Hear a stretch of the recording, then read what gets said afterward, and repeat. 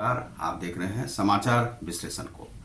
आज मैं आपको एक विषय बताने जा रहा हूं कि जो आचार संहिता, समान आचार संहिता की बात की जा रही है, समान आचार संहिता सरकार लाना चाहती है और कुछ समान नियम लाना चाहती है। वह अच्छी बात है, लाए सरकार।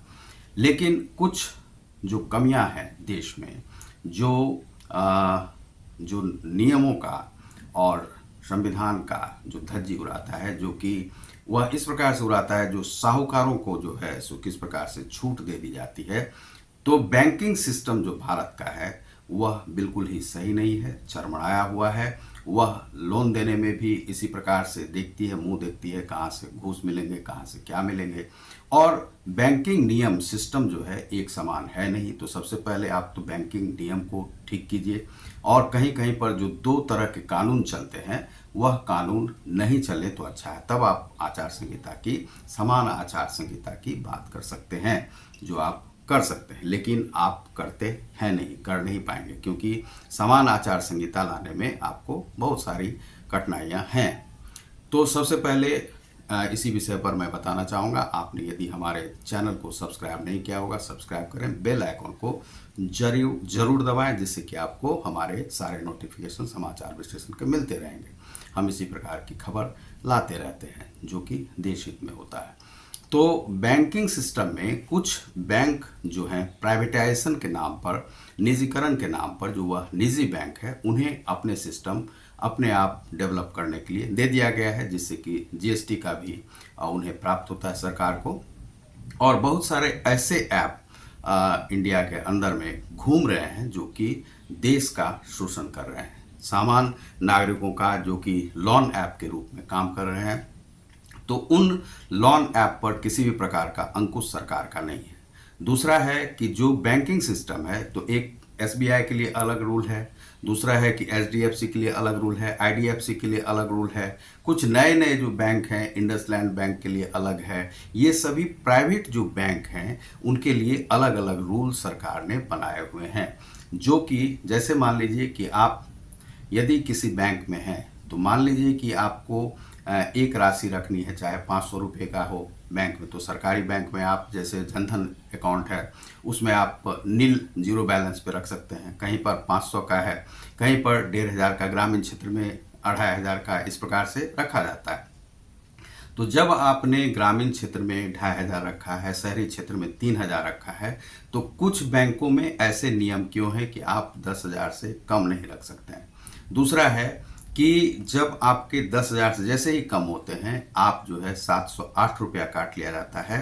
तो यह समान नियम बैंक में क्यों नहीं है? तो आचार संहिता की आप बात करते हैं समान, तो समान है नहीं। तो यहाँ पर एक नियम क्यों नहीं है? क्योंकि 3000 का यदि दिया हुआ तो 3,000 का क्यों नहीं है? ग्रामीण क्षेत्र के लिए अलग, शहरी क्षेत्र के लिए अलग, इस प्रकार से जो है वह नियम नहीं होने चाहिए। करंट अकाउंट के लिए आपके अलग नियम हैं, आपके प्राइवेट निजी जो वह है सेविंग अकाउंट के लिए, उसके लिए अलग नियम है। तो सेविंग का आप हो सकता है कि अलग हो और आपका करंट का अलग हो, लेकिन नियम सरकारी बैंक में और निजी बैंक में एक ही होने चाहिए। रकम चाहे 3,000 हो या 5,000 हो, जो भी आप है सीमाबद्ध एक समान करें। दूसरा है कि जो भी आप टैक्सेशन लगाते हैं, आपका जो रकम कम होने का, वह जो है व्यवस्था को समाप्त ही कर देनी चाहिए, चाहे निजी बैंक में हो या सरकारी बैंक में हो। आप यदि अकाउंट में कोई भी नागरिक रखता है पैसा, तो वह उसका पैसा है और वह रख सकता है, और यदि जीरो भी है तो उस पर भी किसी भी प्रकार का फाइन नहीं होना चाहिए।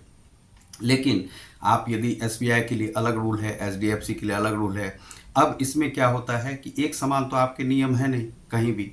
तो आप एक समान नागरिक संहिता की बात करते हैं, तो नागरिक संहिता से आपका समर्थन है, लेकिन यहाँ पर जो साहूकारों को जो आप यह दिए हुए हैं, और यहाँ पर साहूकारी एक चल रही है, जो विभिन्न विभिन्न जो ऐप आ रहे हैं, बैंकिंग ऐप आ रहे हैं, लोन ऐप आ रहे हैं, और वह ठगी का काम करते हैं। एक एक सप्ताह में मान लीजिए कि कहीं पर 1980 रुपया भेज दिया, 1000 भेज दिया, 500 भेज दिया, 500 का वो जो है 1,500 ले रहा है एक सप्ताह के अंदर। वह किस अधिकार से ले रहा है? क्यों आरबीआई आपके एक समान नियम क्यों नहीं बनाते हैं? ऐप का आप क्यों नहीं आप यह करते हैं कि यह ऐप सही है, भारत में चलेगा, या यह ऐप नहीं चलेगा? तो इस प्रकार का कोई भी अंकुश जो है सरकार पर सरकार नहीं लगाती है और ऐप भी चल रहे हैं, सब खुलेआम हो रहा है, साहूकारी चल रही है, दादागिरी चल रही है, बैंकिंग सिस्टम में दादागिरी चल रही है, इस प्रकार से हो रहा है। तो एक नियम आपका है कहाँ? तो एक समान आचार संहिता की बात करते हैं तो आपके नियम है कहाँ? सबसे पहले आपके बैंकिंग सिस्टम में ही नहीं है तो आप और की बात क्या करेंगे, लोगों की बात क्या करेंगे?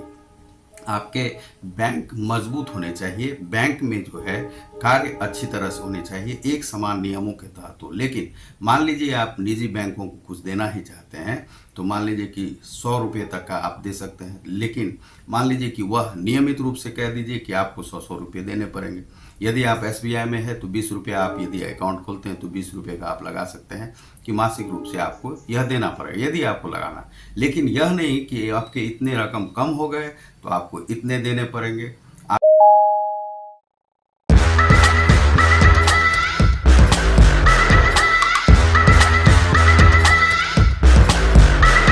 आपको जो है सो इतने देने पड़ेंगे यहाँ पर। इससे क्या होता है कि यह साहूकारी, जैसे कि एक छोटी मछली बड़ी मछली जो है छोटी मछली को जिस प्रकार से निकल जाती है, उसी प्रकार से ये बैंक वाले कर रहे हैं कि किसी व्यापारी को, छोटे व्यापारी को खड़े ही नहीं होने दे रहे हैं, उनका सारा शोषण जो है सो कर लेते हैं। हमारे जो 1-2 अकाउंट हमने खोल रखे हैं जिसमें कि हमारे जो हैं सो 25-30 हज़ार 40 हज़ार जो है चले गए। क्या हम कमाएंगे, क्या हम रखेंगे, क्या हम व्यापार करेंगे? इस प्रकार से हम अपने से ही समझते हैं कि बहुत सारे लोगों के साथ यह अन्याय हो रहा है देश में। यह नहीं होना चाहिए। यदि सरकार समान आचार संहिता की बात करती है तो प्राइवेट के लिए भी एक ही नियम हो, सरकारी नियम भी एक ही हो, और उसी के साथ जो है सो कोई भी बैंक या कोई भी कार्य चले, कोई भी नियम बनाते हैं तो आप एक समान बनाएं, अलग अलग नियम नहीं बनाएं, किसी को इस प्रकार से साहूकारी दादागिरी करने का अवसर नहीं दें। आप देख रहे हैं समाचार विश्लेषण को, मैं हूं ऋतिकांश। बहुत बहुत धन्यवाद, नमस्कार।